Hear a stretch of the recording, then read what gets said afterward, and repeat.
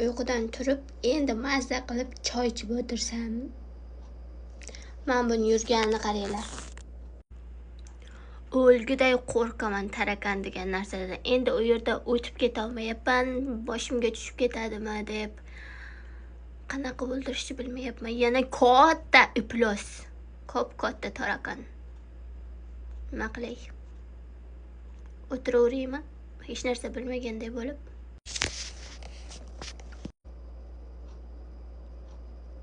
Choyni ham zahar qildi iflos. Menga o'xshab tarakandan qo'rqadiganlar bormi?